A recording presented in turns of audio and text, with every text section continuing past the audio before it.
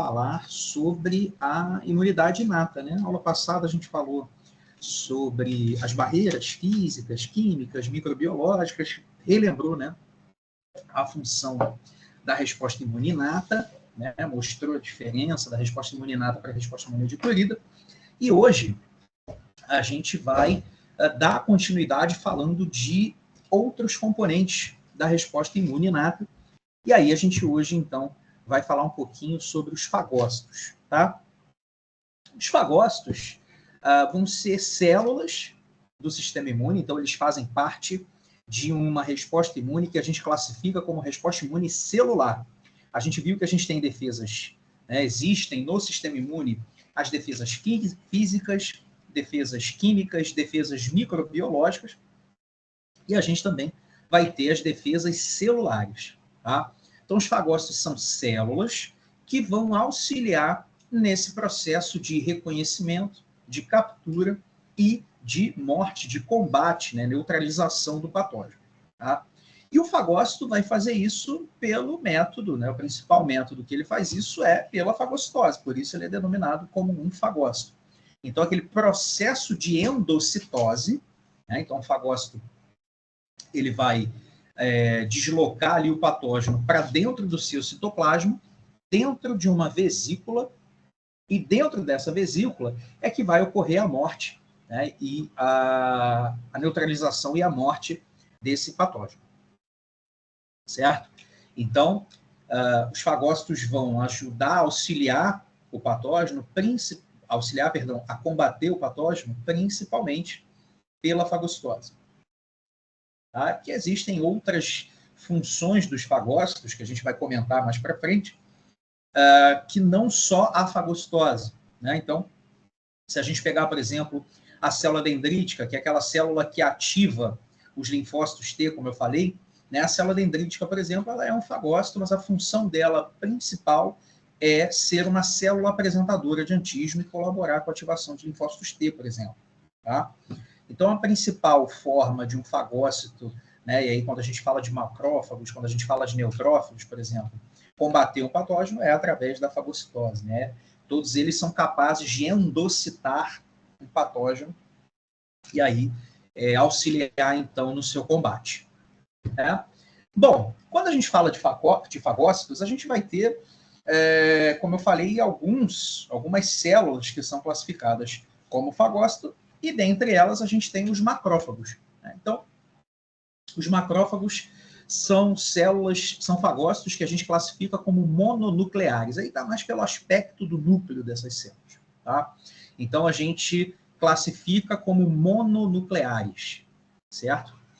Bom, os macrófagos são fagócitos que vão estar distribuídos nos mais diferentes tecidos do organismo. Inclusive, eles podem até receber nomes específicos ou nomes diferentes, dependendo do tecido que ele se encontra.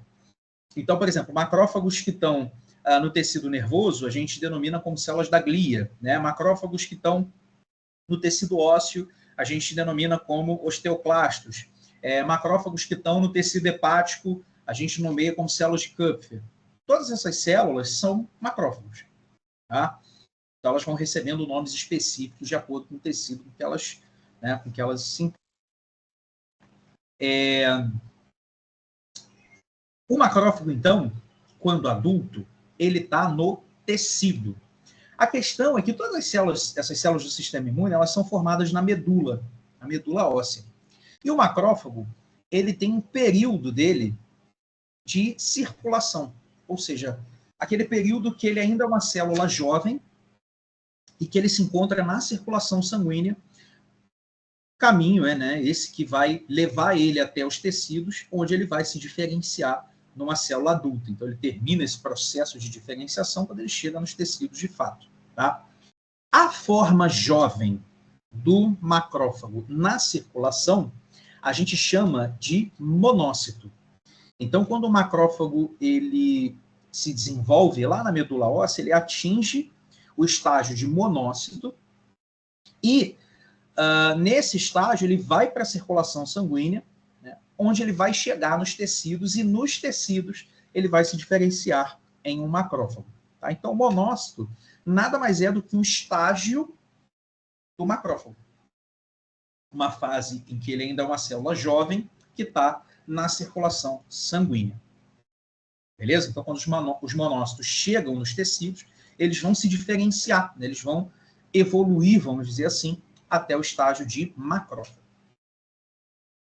E aí a gente vai achar, né, a macrófago aí nos diferentes tecidos, como eu falei, então submucosa, pulmão, rim, baço, fígado, osso, tecido nervoso, enfim, pele, todo canto vai ter macrófago. Bom, os macrófagos, eles têm a capacidade de fazer vários ciclos fagocíticos. O que eu quero dizer com isso? O macrófago está lá na pele, por exemplo, e aí ocorre uma infecção. Né? Então, você tem ali bactérias se desenvolvendo. O macrófago, o que ele vai fazer? Ele vai lá, fagocita uma bactéria, mata essa bactéria.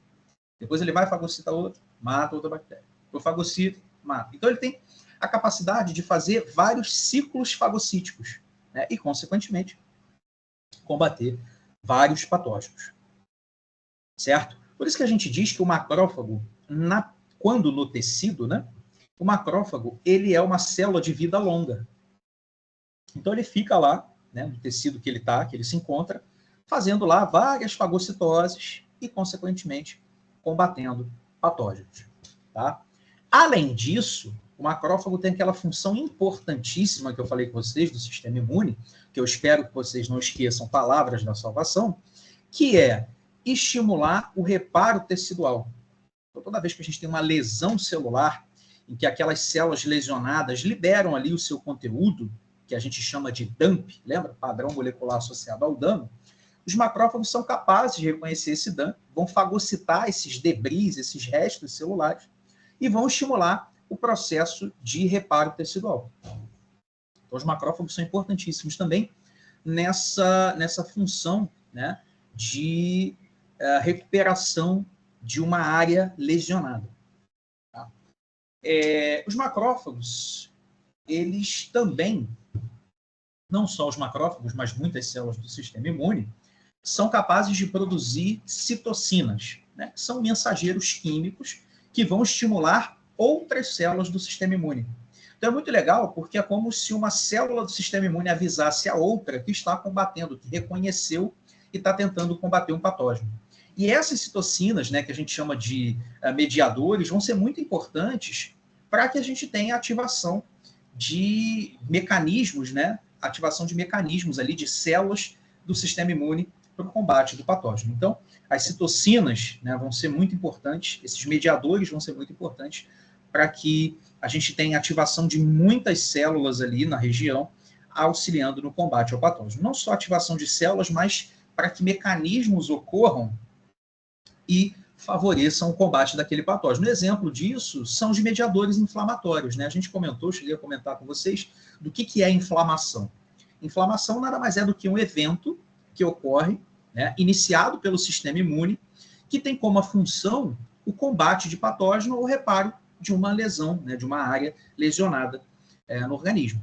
Então, a inflamação, por exemplo, ocorre graças a citocinas, a mediadores, que são liberados pelas células do sistema imune, inclusive pelos macrófagos.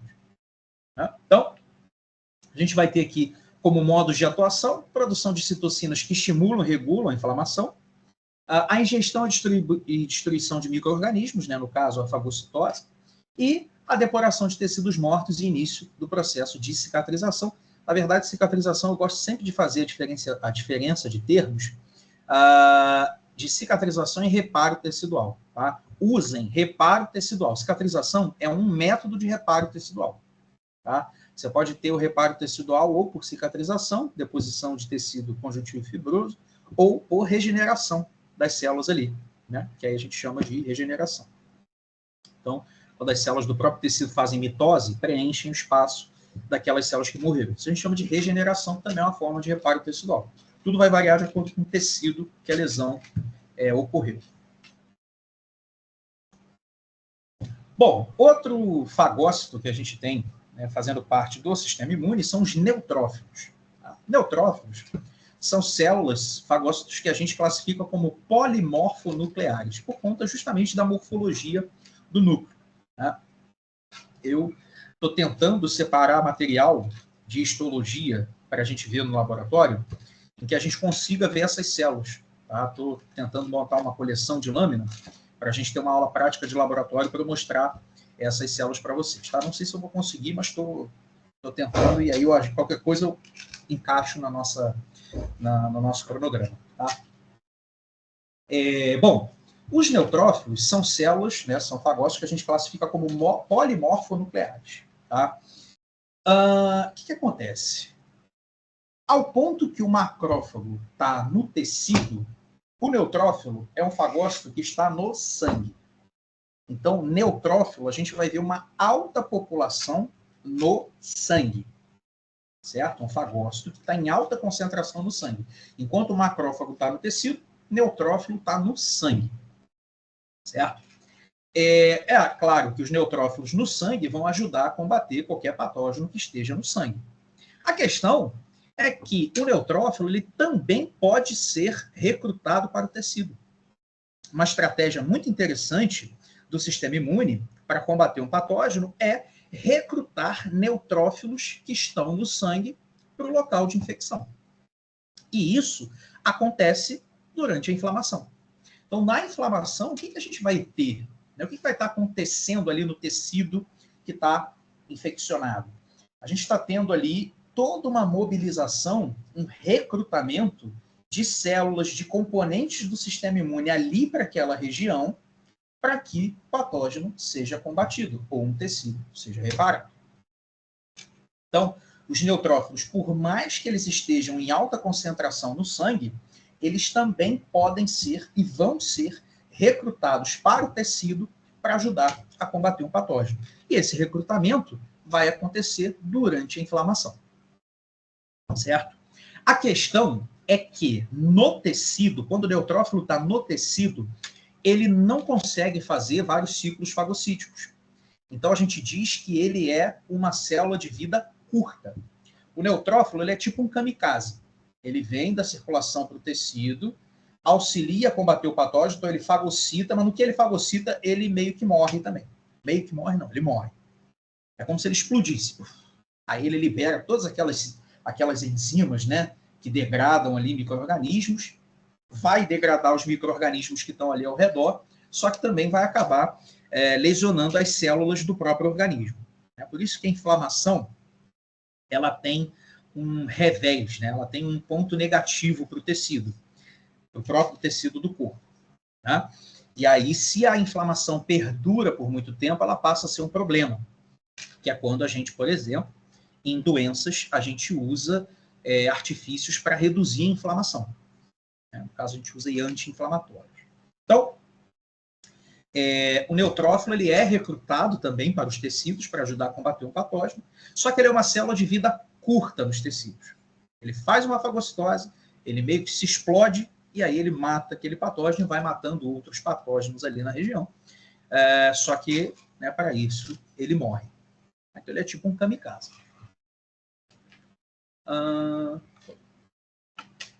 Tanto que existem, né, algumas condições que a gente consegue ver o resultado dessa morte de muitos neutrófilos, de patógenos, de células do próprio organismo, que é o que a gente denomina como pus. O que é o pus? O pus é um exudato, né, composto por células mortas. Células essas que são neutrófilos, células de micro-organismos, células do próprio corpo. É como se fosse o resultado da guerra entre neutrófilos, patógenos, né, sistema imune e patógenos.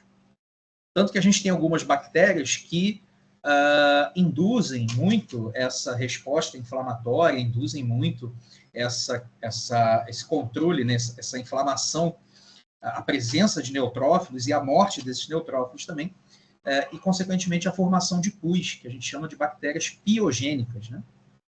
Exemplo disso são Staphylococcus e Streptococcus. Vocês já devem ter tido isso com a Yara, ou estão tendo, né? Vocês viram lá no microscópio um monte de bolinha roxa, os cocos gram-positivos. Né? Então, Staphylococcus e Streptococcus são exemplos de bactéria que causam, né, aí a produção de pus. Por isso, e essas bactérias, geralmente, elas estão, a gente encontra muitos estáfilos e streptococcus na pele. Então, por isso que grande parte, assim, das infecções de pele tem a presença de pus. Né? Você vê aí espinhas, abscessos. Né? Bom, como é que vai ocorrer, então? Como é que os fagócitos vão reconhecer os patógenos? Esse reconhecimento, ele acontece graças a receptores de membrana, receptores que estão na membrana do macrófago, do fagócito, que vão reconhecer estruturas do patógeno.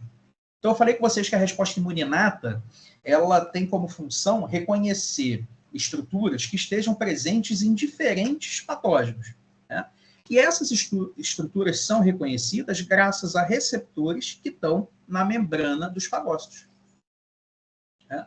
Então, a gente vai ter, por exemplo, na membrana dos fagócitos, os receptores de manose. Manose é um açúcar, né, um carboidrato, que está na membrana de vários tipos de micro-organismos, né, principalmente fungos, bactérias também. Então, a gente tem lá a manose, o fagócito tem um receptor capaz de reconhecer a manose. Se ele reconhece a manose, ou seja, se ele reconhece esse antígeno, ele consegue reconhecer o patógeno. A gente também vai ter receptores chamados receptores de varredura, né, que são receptores que conseguem se ligar a lipídios diferentes, proteínas diferentes e, consequentemente, reconhecer os patógenos através dessa ligação. Tá? Então, a gente tem os ácidos lipoteicoicos, né, que são aquela camada espessa dos peptidoglicanos das bactérias gram-positivas. Vocês devem ter visto, vocês estão tendo microbiologia, bacteriologia com a Yara, não estão? Ou estão tendo ou já tiveram? Eu sei que vocês tiveram, quem teve a aula gente está prática. tendo, a gente está tendo agora, mas teve um grupo que já teve aula prática e outro que não. Perfeito. Quem já teve, viu. Quem ainda tiver, vai ver que vocês vão usar uma técnica lá com a Yara para colorir as bactérias, que chama GRAM, né? Técnica de GRAM. E aí, o que a gente faz na técnica de GRAM é colorir a parede das bactérias. Aí você pode colorir ou de roxa ou de rosa. Né? Colorir de roxo ou de rosa. Tá? Aí vai depender se a bactéria é gram positiva ou gram negativa. Mas o que a gente faz é corar esses peptidoglicanos aqui, que compõem a parede da bactéria. Bactérias que são gram positivas têm uma parede de peptidoglicano bem espessa e a membrana celular embaixo. Bactérias gram negativas têm uma camadinha, né, uma camada mais fina, membrana e outra camada mais fina. Tá? Então, a técnica de GRAM, ela serve para corar esses peptidoglicanos. Aí vocês vão ver que vocês vão fazer uma coloração em sequência, né? E aí, dependendo da parede que a bactéria tenha, vocês vão corar ou de roxo, no caso das gram positivas, essa parede grandona, né, que fica fora da membrana, ou de rosa, a membrana interna mais fininha, no caso das gram negativas. Aí você sabe se a bactéria é gram positiva ou gram negativa, ou seja, você sabe qual parede que ela tem. E aí você usa isso para identificar, na identificação daquela bactéria. Então, basicamente é isso. Tia Yara vai explicar com muito mais eloquência, né, de uma maneira muito mais didática para vocês, porque ela é professora da cadeira, né? É a professora da disciplina. Bom. Tive essa aula ontem, Daniel, com a Yara. Aí, perfeito. E aproveitem, porque muita coisa que eu falar aqui, vocês vão ver lá, e muita coisa que ela falar lá, vocês vão ver aqui. Né? Por isso que as disciplinas se conversam. Mas o que acontece? O fagócito, ele consegue reconhecer esses ácidos lipoteicoicos que estão nessa camada de peptidoglicano, que vocês coram lá na bactéria para ver a bactéria. Então, o fagócito consegue reconhecer um componente dessa parede, ou seja, se ele consegue reconhecer um componente dessa parede, ele reconhece a bactéria como um patógeno. E aí ele vai fagocitar e matar. Certo? Então, vocês vão ver lá, né, as bactérias gram-positivas têm uma parede grandona de peptidoglicano acima da membrana. Inclusive, como eu falei, que vocês coram lá no laboratório. Bom, outro tipo de receptor é o receptor CD14. Esse CD14, ele reconhece o LPS, que é um lipopolissacarídeo que fica na membrana de bactérias gram-negativas. Tá? na verdade, essa parede externa, né? Que tem uma parede, membrana e uma parede mais embaixo. Essa é a conformação da parede da bactéria gram-negativa. Então, esse LPS, ele é um lipopolissacarídeo que ele está ali na estrutura da parede, dessa parede mais externa das bactérias gram-negativas. E aí, esse LPS, inclusive, ele é uma endotoxina. Lembra que eu falei com vocês na aula passada? Como que os patógenos podem causar lesão às células do organismo? Então, você pode ter as exotoxinas, que são toxinas que os patógenos produzem e liberam. Aí dei o exemplo da toxina botulínica, da toxina tetânica, né? E a gente tem as endotoxinas, que são componentes da própria bactéria, do próprio micro-organismo, que, se liberados, podem ser liberados, por exemplo, quando essas bactérias morrem, vão ter também o efeito tóxico. Então, o LPS é um importantíssimo agente tóxico, sendo uma endotoxina, porque ele é um componente dessa parede mais externa das bactérias gram-negativas. E aí, esse LPS também é reconhecido por fagócitos, né? E aí auxilia nesse processo de reconhecimento de bactérias gram-negativas. E ele é reconhecido graças a esse receptor aqui, que é o receptor CD14, presente nos fagócitos. Tá?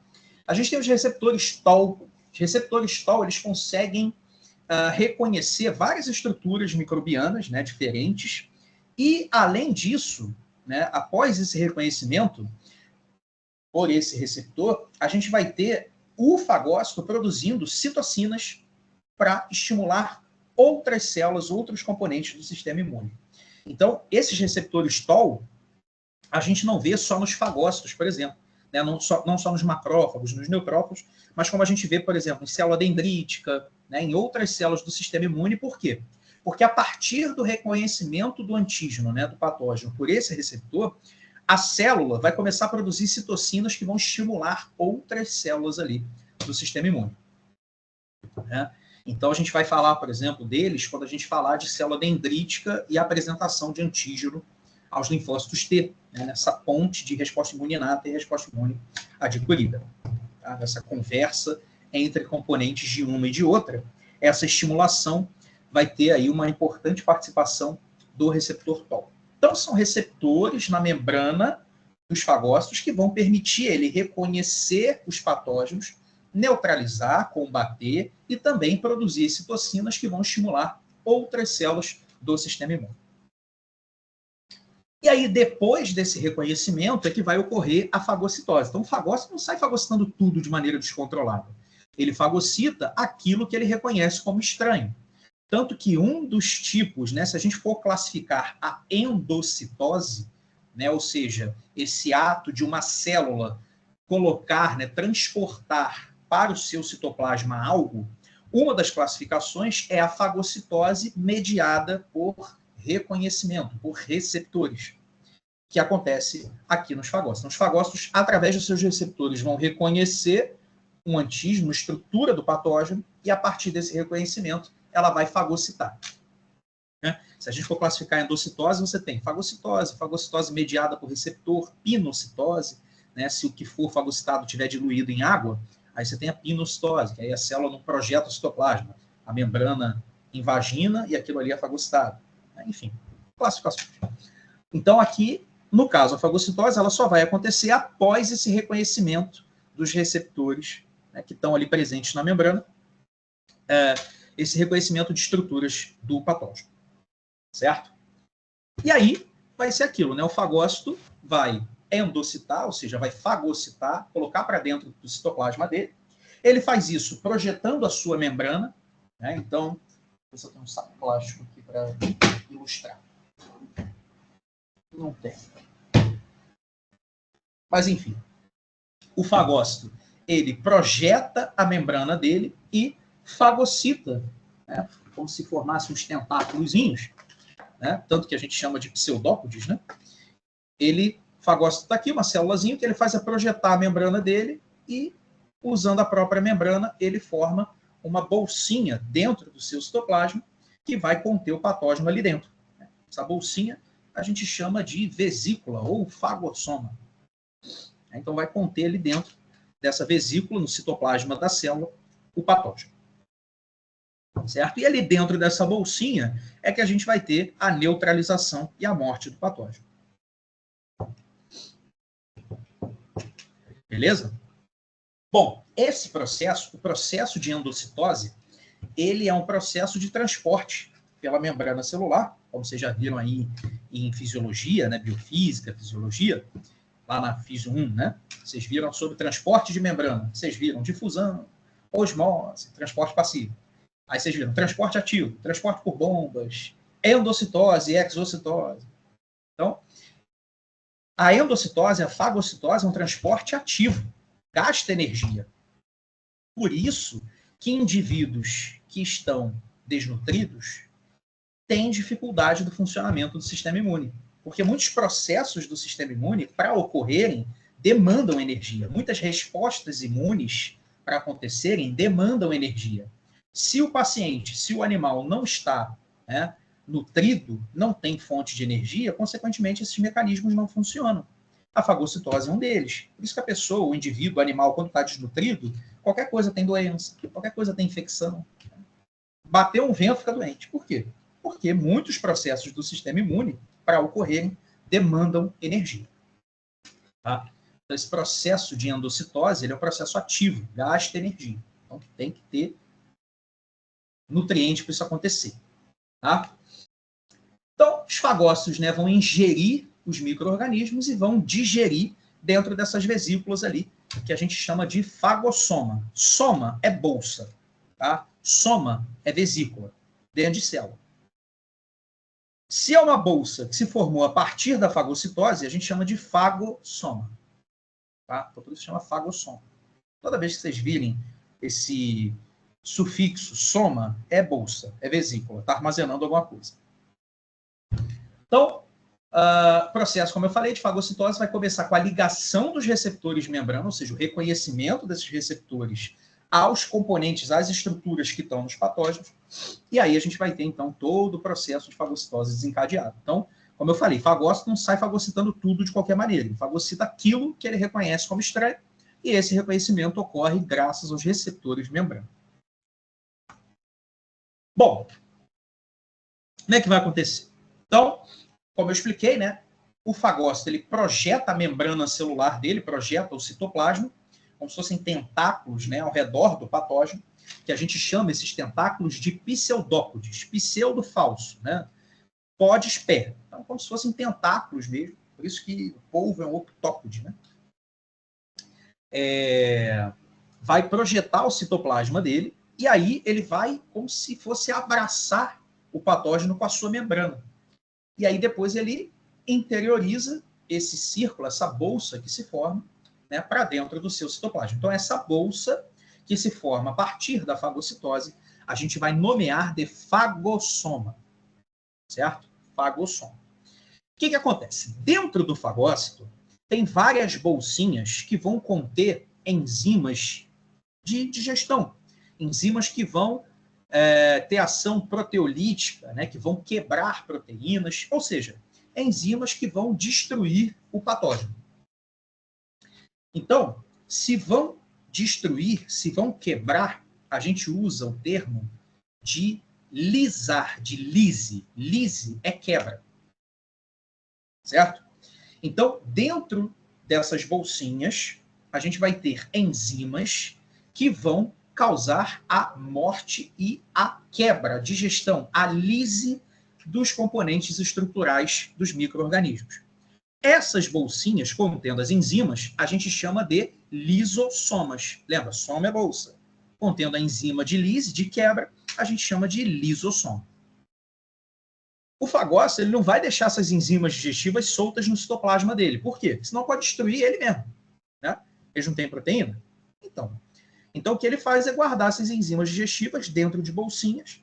E aí, quando precisa digerir um patógeno, o que ele faz? Ele bota o patógeno dentro de uma bolsa, que a gente chamou de fagossoma, pega os lisossomas e junta as bolsas. E aí ele vai formar o que a gente chama de fagolisossoma. Fagolisossoma é como se fosse um estômago do fagócito que vai conter o patógeno e as enzimas digestivas.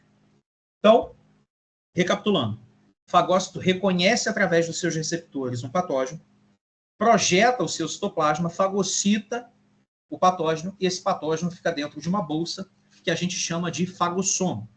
Depois, o que o fagócito faz é pegar bolsas de enzimas digestivas, que a gente chama de lisossomas, e juntar com o fagossoma. Aí ele forma uma estrutura chamada fagolisossoma. Dentro do fagolisossoma, a gente vai ter as enzimas digestivas neutralizando e destruindo o patógeno.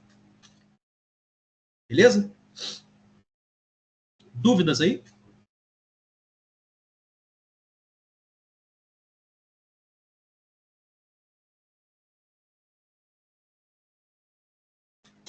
Daniel?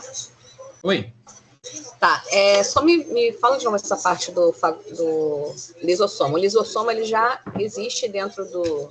Já existe. É onde o fagócito ele guarda as enzimas digestivas. Ele não pode deixar dispersa no citoplasma, porque senão essas enzimas vão destruir as proteínas do próprio fagócito. Entendi. Então, o que ele faz é guardar em bolsinhas, que a gente chama de lisossoma. Aí, quando ele fagocita um patógeno, ele junta o fagossoma, né, que é a bolsa contendo o patógeno, com o lisossoma, que é a bolsa contendo as enzimas. Aí ele forma o fagolisossoma. Entendi. Tá bom. Entendeu? Uhum. Show de bola. Bom, então, o fagolisossoma, né, vai conter ali as enzimas e o patógeno, e aí a gente vai ter a ação dessas enzimas no patógeno, neutralizando e destruindo esse patógeno.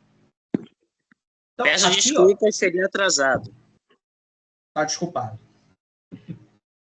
Então, aqui, ó, a gente vai ter aqui uma representação, a membrana celular, tá vendo? Bicamada fosfolipídica. Aqui a gente tem os receptores, ó, da membrana. Então, aqui, ó, receptor de lectina, um exemplo de receptor. Aqui o receptor, a integrina, né, MAC1. Aqui, receptor de varredura, né?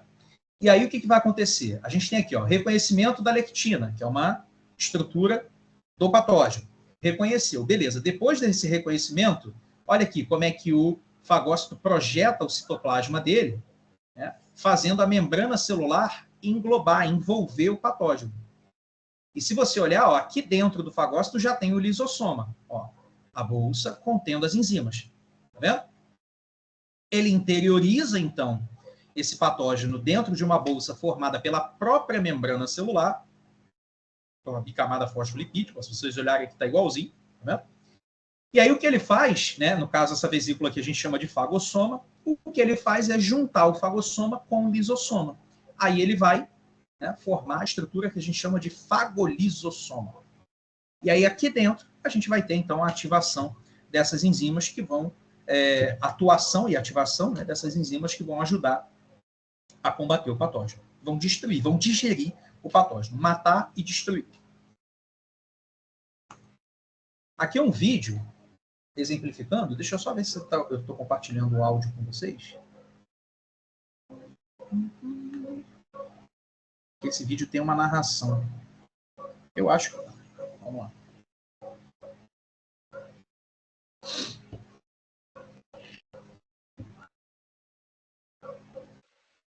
Então aqui a gente tem o fagócito e aqui a bactéria.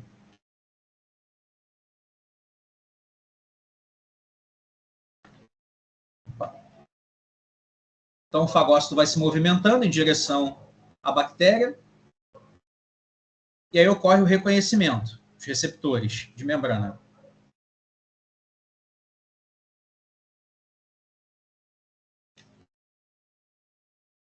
Essa C3b é interessantíssima, a gente vai falar dela na aula que vem, mas ela é uma proteína do sistema complemento.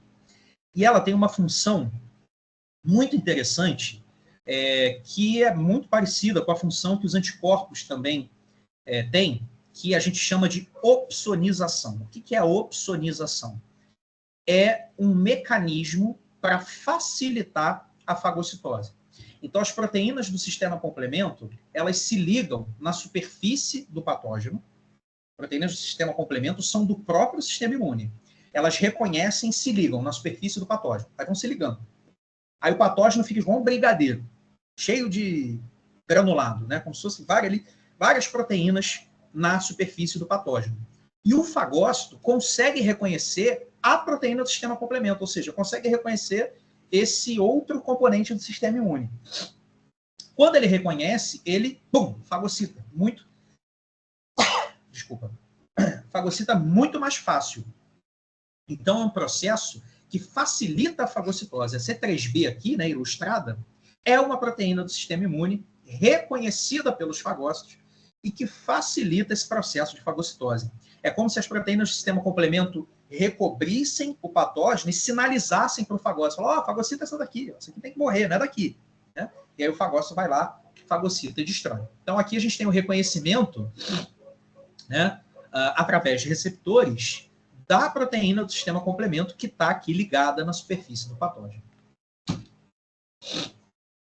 Olha lá, receptor de C3b. C3b é uma proteína do sistema complemento.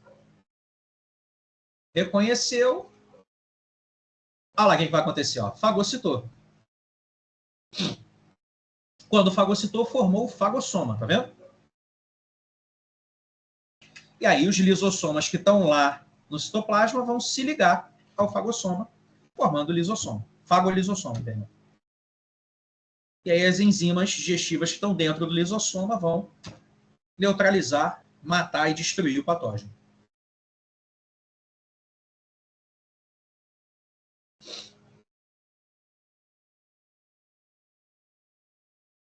E aí, por exocitose, o fagócito libera esses restos celulares ali, que são muitos aminoácidos, peptídeos, né? E aí vão ser reabsorvidos, enfim. Aí, o que der para reutilizar, vai reutilizar. Então, esse é o processo de fagocitose. Reconhecimento do patógeno através de receptores de membrana, fagocitose, formação do fagossoma, ligação do fagossoma com o lisossoma, ou seja, a formação do fagolisossoma, e a atuação das enzimas digestivas que estão no lisossoma no patógeno, matando e digerindo esse patógeno. Dúvidas até aí? Eu sei que os nomes são difíceis. Por favor? Posso? Claro. A partir de qual parte? Não, é só essa parte aí do processo.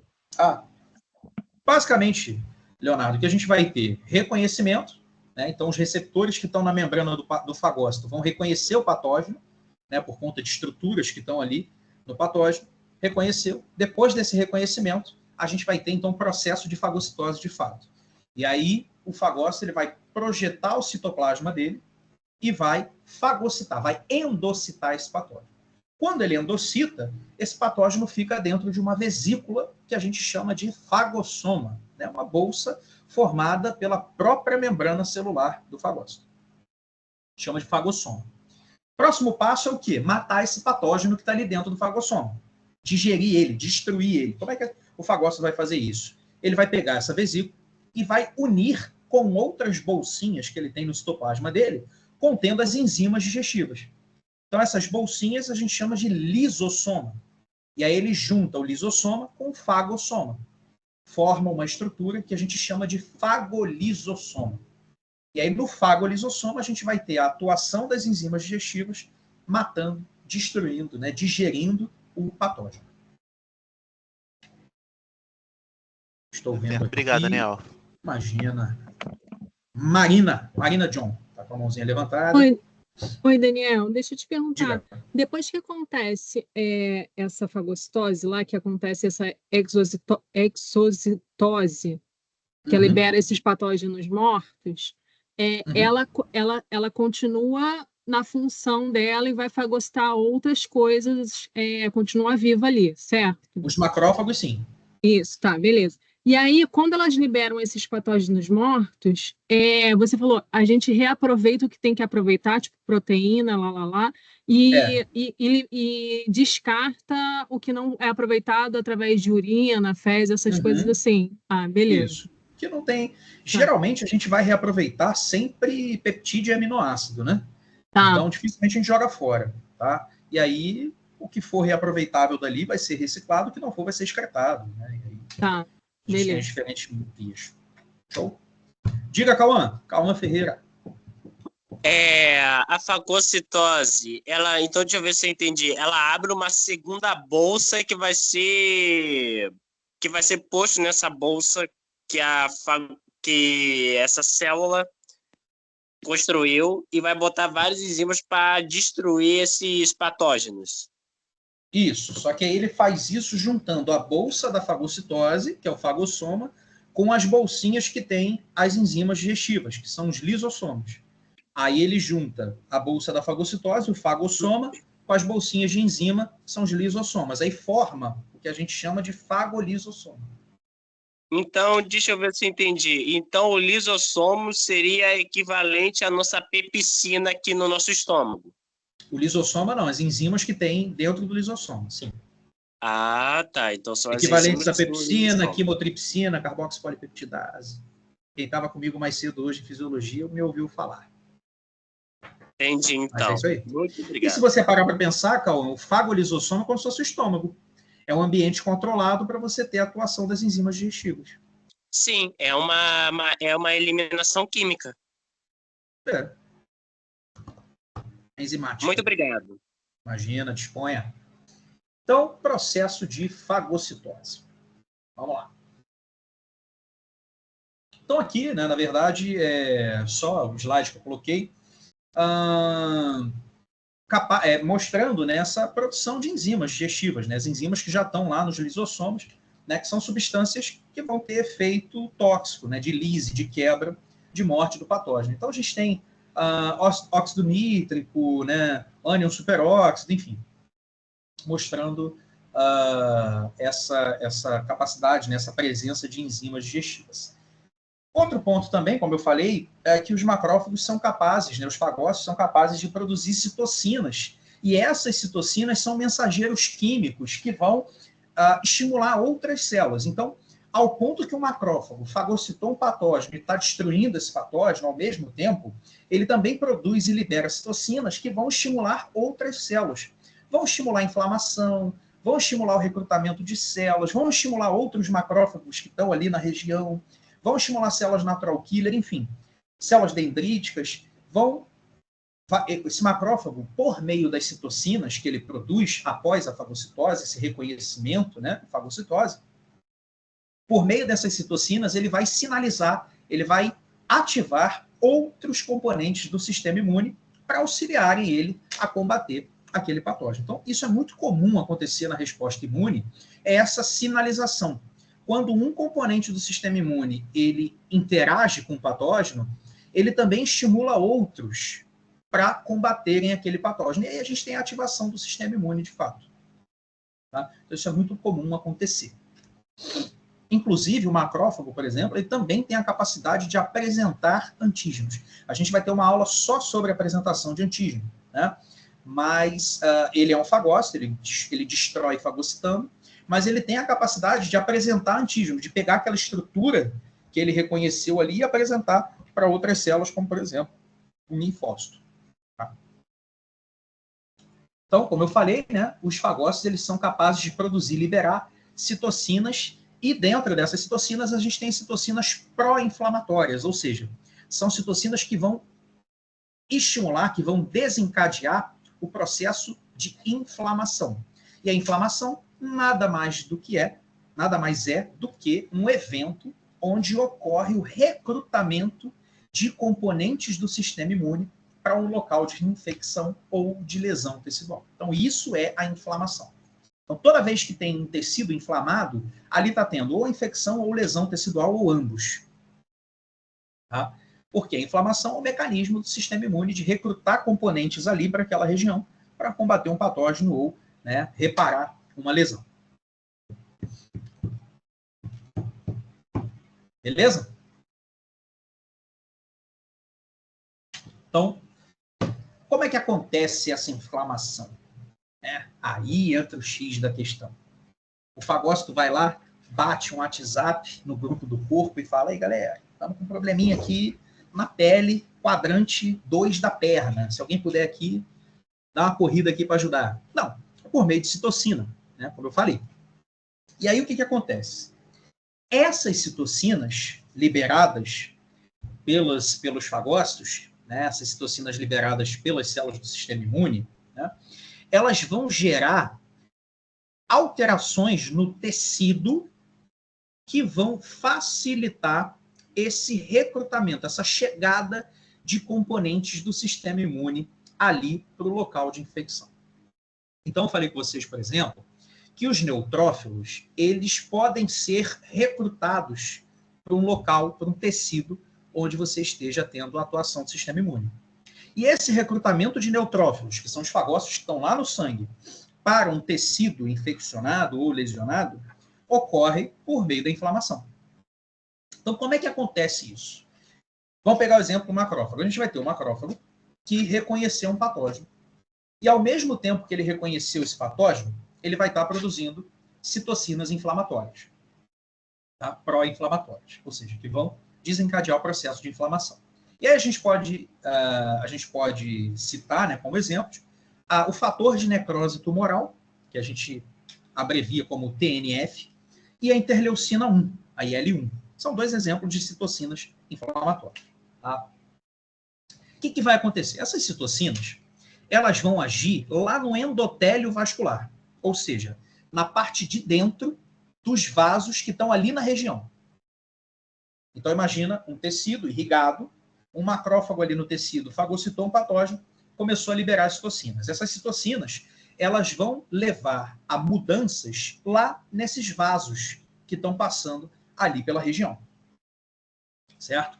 E aí o que acontece? No endotélio vascular, ou seja, naquela parede de dentro do vaso, se a gente pensar num capilar, por exemplo, o capilar só tem endotélio, né? A parede do capilar é só endotélio. É só túnica íntima, que a gente chama. Então, lá no endotélio vascular, a gente vai ter a expressão, ou seja, a formação ali, a expressão, né, produção de moléculas de adesão. São moléculas que vão começar a fazer os neutrófilos grudarem na parede do vaso para poder sair. Os neutrófilos que estão lá na circulação vão começar a grudar na parede, no endotélio vascular, para conseguir sair da circulação e ir para o tecido para onde estão sendo recrutados. Então, essas moléculas de adesão, a gente chama de selectinas. Por que selectinas? Porque essas moléculas começam a selecionar os neutrófilos, né? Não só neutrófilos, mas linfócitos na circulação também, né? Ou seja, que a gente chama de glóbulos brancos, né? Células do sistema imune que estão no sangue. Começam a selecionar os glóbulos brancos, por quê? Porque os glóbulos brancos têm receptores, têm moléculas que vão se ligar na selectina. E aí, consequentemente, eles começam a serem selecionados pela membrana do endotélio para sair, né, da circulação para o meio externo. Então, essas moléculas selectinas vão começar a fazer os glóbulos brancos grudarem ali na parede do vaso. A questão é que essa ligação, né, da selectina com a parede, né, a membrana dos glóbulos brancos, é uma ligação fraca. Então, o que acontece? A selectina não faz ela colar. Ela só vai puxando, vai fazendo o glóbulo branco, o neutrófilo, se arrastar pela membrana celular. Então, pela membrana do capilar, perdão, pelo endotélio. Então, essas selectinas, imagina que a gente tem aqui as selectinas, né? O neutrófilo vem, ele gruda, aí ele solta, gruda na selectina seguinte, solta, gruda na selectina seguinte, gruda, solta na selectina seguinte, e assim ele vai rolando na parede do endotélio. Por que ele tem que rolar na parede do endotélio? Enquanto ele está rolando na parede do endotélio, essas citocinas que levaram à expressão da selectina no endotélio também vão atuar no neutrófilo, que está rolando ali na parede do endotélio. E quando ele está rolando ali, essas citocinas elas vão levar à expressão de uma molécula chamada integrina na parede do glóbulo branco. E essa integrina vai ter uma ligação forte com o endotélio vascular. Essa integrina é que vai fazer o glóbulo branco travar na parede, travar no endotélio vascular. Depois que ele trava, ele sai por entre as células do endotélio vascular, processo que a gente chama de diapedese. Professor, por que tem que rolar para conseguir sair? Processo de saída do meio intravascular para o meio extravascular não pode ser fácil. Por que não pode ser fácil? Porque o sangue, ele tem que permanecer, e os seus componentes, ele tem que permanecer sempre dentro do vaso, né?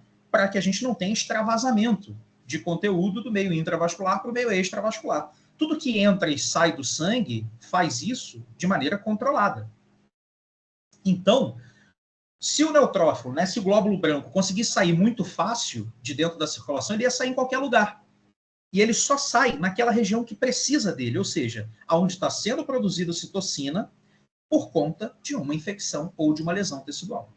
Então, percebam que o primeiro passo é a expressão de selectina para começar a selecionar, fazer ali o glóbulo branco se aproximar da parede e rolar ali. Enquanto ele está rolando na parede do endotélio, as citocinas estão ativando as integrinas na parede desse fagócito, que é para fazer ele travar na membrana celular. E aí, depois que ele trava, que ele adere de fato, é que ele vai fazer o processo de diapedese, que é sair por entre as células do endotélio. Você vê que é tão cuidadosa essa saída, tão cuidadosa, que o neutrófilo ele não rompe a parede e sai. Ele sai por entre as células do endotélio vascular.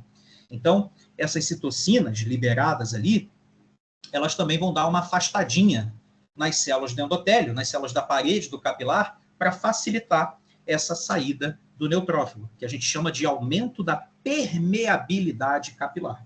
Então, as células do endotélio dão uma afastadinha e aí o neutrófilo consegue passar por entre elas. Então, essa saída por entre as células, sem lesionar a parede, a gente chama de apedese. Isso é o que faz neutrófilo, isso é o que faz linfócito quando vai para o local de infecção, né?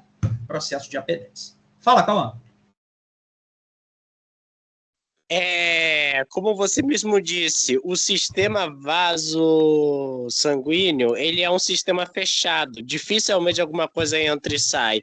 Diferente do sistema linfático, que é algo mais aberto. Ela precisa botar tanto glóbulos brancos quanto tirar líquido intersticial. Então, ela precisa ser um sistema aberto, o sistema linfático. Mais permeável, que você diz, né? Mais permeável, diferente do sistema sanguíneo, que é algo mais fechado, porque tem muita questão metabólica lá também. Exato, e resíduos mortos de células. Isso aí. Muita célula está sendo carreada pelo sistema sanguíneo, então tem que ter um cuidado, né, nesse processo de saída e de entrada, né, de transporte do meio intra para o meio intravascular. Tanto que o nosso sistema cardiocirculatório, ele trabalha para manter o que a gente chama de hemostase, que é justamente o sangue dentro do vaso. Bom, então aqui é uma imagem que ilustra isso daqui, isso que eu acabei de mostrar para vocês. Né, a gente tem aqui dentro um leucócito, né, um glóbulo branco, o exemplo, um neutrófilo. Aí esse neutrófilo, aqui a gente está nessa parte rosa, a gente está dentro da circulação. Na parte azul seria no tecido, ou seja, no meio extravascular, fora do vaso. O que acontece? Aqui a gente tem um fagócito que fagocitou um patógeno e está liberando citocinas, né, mediadores inflamatórios. O que esses mediadores inflamatórios vão fazer? Eles vão começar a levar a expressão da selectina, dessa moléculazinha aqui, né, representada em azul. Essa selectina, ela começa a se ligar em uma estrutura aqui, na parede do neutrófilo. Então, o neutrófilo está passando por aqui, e aí a selectina começa a grudar. Perdão, o ligante da selectina, né, a estrutura aqui na parede do leucócito, começa a se ligar na selectina, só que é uma ligação fraca. Então, o fluxo de sangue, que está daqui da esquerda para a direita, vai forçando esse neutrófilo aqui, né, pela membrana aqui, pelo endotélio. Como essa ligação da selectina é fraca, essa ligação aqui se desfaz, só que ele se liga aqui novamente, mais na frente. Então, isso vai fazendo o neutrófilo rolar pela parede do endotélio. Conforme ele rola por aqui, as próprias citocinas, né, liberadas aqui pelo fagócito, vão ativar a integrina. Se você olhar aqui, a integrina, enquanto ele está aqui circulando, tem estado de baixa afinidade. Aqui, enquanto ele está rolando, ela é convertida num estado de alta afinidade, que é porque justamente o neutrófilo que está rolando ele tem que grudar na parede para sair, né, grudar no endotélio para sair. Então, aqui o neutrófilo, após, né, a ativação da integrina, a integrina vai se ligar aqui, né, no ligante da integrina, e aí o neutrófilo vai parar. Quando ele para, ele trava, ele se reorganiza e sai por entre as células do endotélio vascular, processo esse que a gente chama de diapedese. Aí ele sai e vai ser atraído aqui, para o local de infecção pelas citocinas. Beleza? Então isso é o que a gente vê, né, É assim que ocorre o recrutamento de leucócitos, né, de células do sistema imune que estão na circulação, para os tecidos que estão infeccionados, lesionados. Tem um vídeo ilustrando também.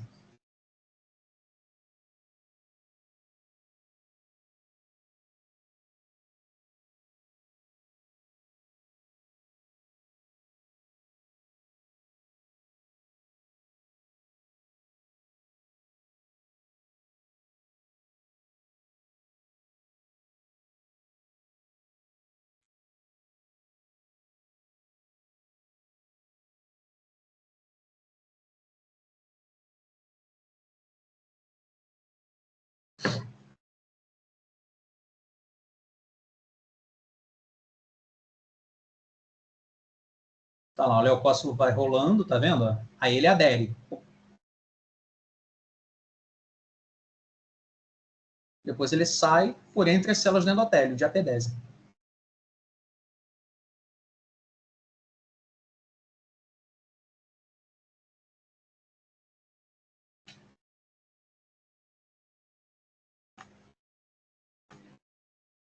Aqui é a imagem de microscopia. Aqui a gente já consegue ver um monte de leucócito aderido, aqui rolando, e aqui já fora do sistema, fora do vaso. Opa. É microscopia de varredura? Aqui em cima ó, é legal, porque ela mostra a diferença entre arteríola e vênula. Né? A arteríola, como a parede é mais espessa e o círculo mais, o sangue, o fluxo mais intenso, esse processo não acontece muito bem. Porque na vênula é mais fácil.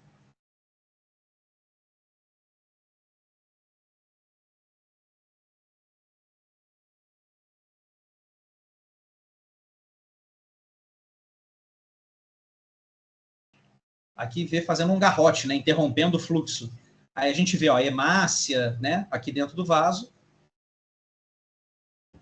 Só que se você soltar a circulação, você não vê mais hemácia, só vê os leucócitos que estão aderindo na parede.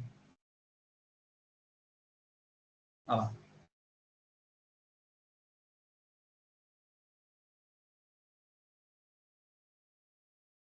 Como a hemácia não precisa sair de dentro do vaso, ela não vai ter esses ligantes, né, integrina, selectina, não precisa, ela não faz esse processo, né? Tanto que quando a hemácia sai de dentro do vaso, a gente chama isso de hemorragia. Né? E a gente pode ter hemorragia por diapedese. A gente vai ver lá em anatomia patológica. Mas aí é um quadro patológico. Então aí é o processo de recrutamento, né, que ocorre durante recrutamento de leucócitos, né, que ocorre durante a inflamação. Então, a inflamação é o método, né, da resposta imune inata também frente a uma infecção ou um processo de lesão tecidual, justamente para combater um patógeno e estimular o reparo daquele tecido. E aí a gente vai ter eventos, né, essas citocinas vão causar ali toda uma condição estrutural para que essas células sejam recrutadas para o local de infecção. Então, como eu falei, as citocinas vão causar, por exemplo, vasodilatação no local, né, para o sangue ali aumentar o fluxo, reduzir a pressão e, consequentemente, os leucócitos conseguirem sair mais fácil. As citocinas vão aumentar o espaço entre as células endoteliais, né, ou seja, as células que formam a parede do capilar, para facilitar a saída do leucócito, né, facilitar a diapedese. Então, toda a região inflamada, por exemplo, a gente vê um aumento de fluxo sanguíneo, a gente vê o aumento da permeabilidade vascular. Por quê? Para facilitar esse recrutamento de componentes do sistema imune ali para uma região infeccionada ou lesionada. E aí, graças a essas alterações estruturais, é que a gente vê o que a gente chama de sinais cardeais da inflamação. Né?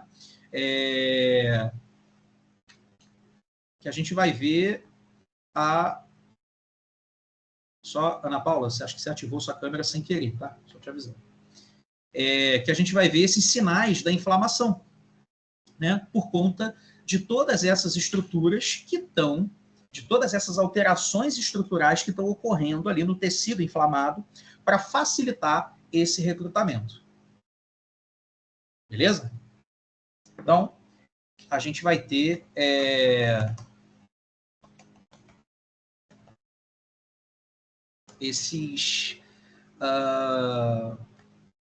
esses sinais cardinais da inflamação. Tá bom? Vou ter que ir no slide cardeais, mano. Cardinais, tá? Então, sinais cardinais da inflamação. Beleza? Bom, que sinais são esses? Então, o que a gente vai ver de sinais cardinais da inflamação? Dor, calor, rubor, tumor e perda de função. Então, são 5 sinais que a gente vê por conta dessas alterações no tecido causadas pela inflamação para facilitar esse recrutamento de componentes do sistema imune para um local que está infeccionado ou lesionado. Então, são dor, calor, rubor, tumor e perda de função. Eu, quando fiz doenças infecciosas com o professor Edson, lá da Rural, salve professor Edson, se eu estiver vendo este vídeo, saiba que eu tenho muita gratidão por tudo que aprendi com o senhor. Como ele tem o sotaque paulista, ficava um pouco mais fácil, porque ele falava dor, calor, rubor, tumor, perda de função. Mas por que acontecem esses sinais? Como eu falei, graças às alterações estruturais que estão ocorrendo ali na região inflamada para facilitar esse recrutamento de células do sistema imune. Vamos pegar o primeiro aqui, dor. Por que acontece a dor? Primeiro, porque ali na região inflamada, a gente vai ter a liberação das citocinas, como eu falei, e essas citocinas, quando elas atuarem nas terminações nervosas ali da região, elas vão causar dor. E a dor é um mecanismo de defesa. Se você tem uma região que está inflamada ou infeccionada, a tendência, o ideal é que você não use aquela estrutura enquanto ela não se recuperar, para você não agravar mais ainda o quadro. Então, a dor é um mecanismo de defesa. Igual quando você está, tô com uma artrite. Dói pra caramba ali, tô com uma artrite no joelho. É difícil você andar, por causa da dor. Então, a dor é um mecanismo de defesa, tá? Que vai ter... Ou seja, quando você tenta pegar o biscoito que sua mãe está fazendo, sua mãe mete a mão, pega a colher e bate na costa da sua mão e fala, não. É praticamente isso o sistema de dor. Esse exemplo foi um exemplo um pouco... específico. Você está bem? Tô. Não específico, assim, uma coisa um pouco bruta, Mas, de fato, é isso, A dor é um mecanismo de defesa. É uma consequência para proteger uma estrutura, proteger o próprio organismo. Mas é exatamente isso. Não usa, não faz, porque não pode. Bom, além disso, o que a gente vai ter? Eu falei com vocês da vasculatura. Os vasos ali da região, essas citocinas vão promover o que a gente chama de vasodilatação. Vão dilatar os vasos para quê? Primeiro, quando você dilata o vaso, você diminui a pressão. Quando você diminui a pressão, o sangue passa mais devagar por aquela região. Então, isso acaba aumentando a quantidade de sangue passando ali naquela região de maneira mais devagar, facilitando essa saída dos neutrófilos. Aí vamos pensar comigo, se você tem vasodilatação e mais sangue passando na região, o que vai acontecer? O sangue, primeiro, é vermelho. Então, você vai ter vermelhidão, que a gente chama de rubor. A pessoa, quando está com vergonha, fica ruborizada, fica vermelha de vergonha. Então, rubor. E outra coisa, o sangue é quente. Então, se você aumenta o fluxo sanguíneo numa região, essa região vai ficar mais quente, que a gente chama de calor. Então, a gente já viu aqui 3 consequências, por conta das citocinas e desses eventos que estão acontecendo na inflamação. A dor, o calor e o rubor. Perdão. Outra alteração é o tumor. O tumor é qualquer aumento de volume, de tamanho. Nesse caso, é por edema. O que é esse edema? Para facilitar a saída dos leucócitos, eu falei que essas citocinas elas aumentam o espaço das células ali que formam o endotélio vascular.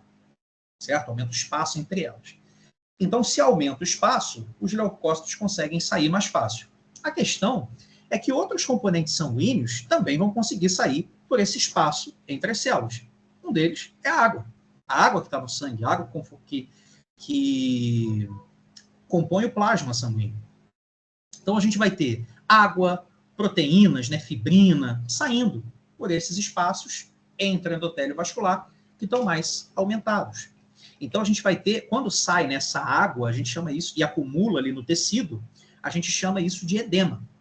Então, o inchaço de uma região inflamada, ele ocorre por conta do edema. E esse edema é devido ao aumento da permeabilidade vascular, ou seja, esse espaço entre as células do endotélio vascular, permitindo a saída dos neutrófilos, mas em contrapartida, como um efeito adverso, permitindo também a saída de água, de fibrina e de outros componentes que estão no sangue. Então, o tumor ocorre justamente por esse edema, o inchaço. E a perda da função. O que é a perda da função? É justamente a não utilização daquele tecido ou daquela estrutura em que esteja ocorrendo a inflamação. Isso ocorre tanto pela dor quanto pelo inchaço, pelo tumor. Né? Até o próprio tumor contribui com a dor. Né? Por quê? Porque se você está tendo ali o acúmulo de sangue no tecido, né, esse tecido vai inchando, ele vai comprimindo as terminações nervosas, consequentemente causando dor também.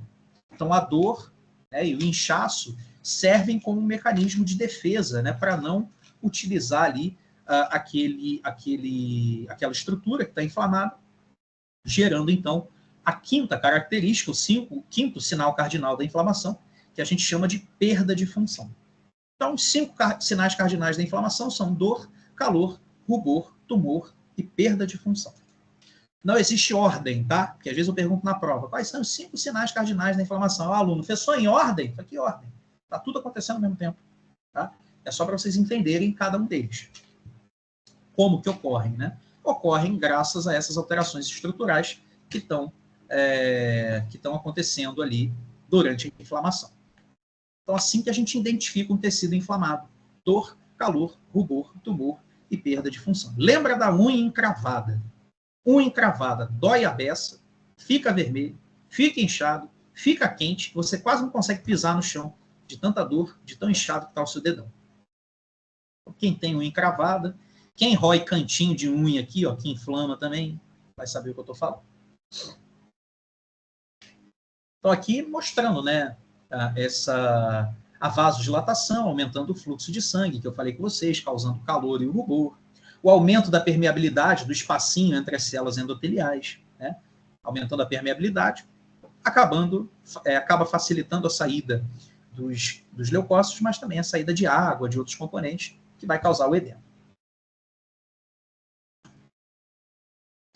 Então, a inflamação nada mais é do que o recrutamento de células do sistema imune para o local onde esteja ocorrendo uma infecção, né, ou uma lesão tecidual. Certo? Então, a inflamação funciona como um recrutamento de células fagocíticas para o local de infecção, para a destruição do agente patogênico, além de alterações circulares, para evitar a propagação do micro-organismo para o restante do corpo do organismo.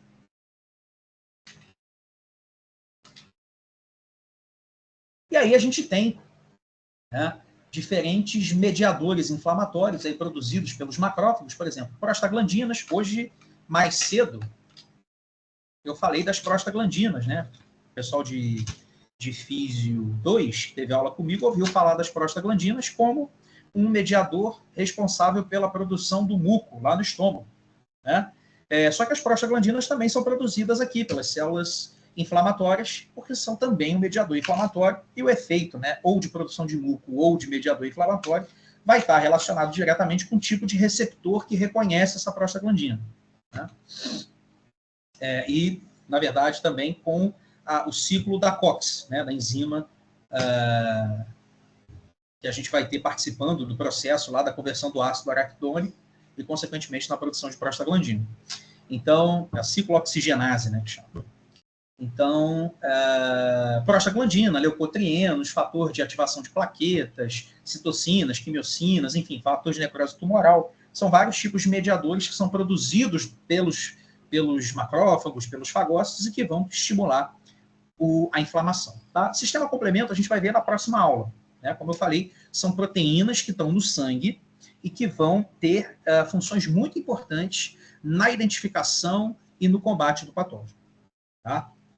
Inclusive na interação com outras células do sistema imune, como eu falei hoje mais cedo, sobre a opsonização. Né? Então, a gente tem proteínas do sistema complemento que se ligam na superfície de um patógeno e sinalizam esse patógeno aos fagócitos, para os fagócitos, então, fagocitarem e destruírem esse patógeno. Tá? Então, proteínas do sistema complemento tem essa função de opsonização. Igual anticorpo. O anticorpo também faz isso. A gente vai ver na aula de anticorpos. Beleza? Dúvidas, pessoal? Era hoje. Por hoje, era isso que eu queria falar com vocês. Uhul! Até mais, rapaziada. Vou lá almoçar. Bom almoço. A Mavi pediu para avisar que ela tá na rua e não conseguiu entrar.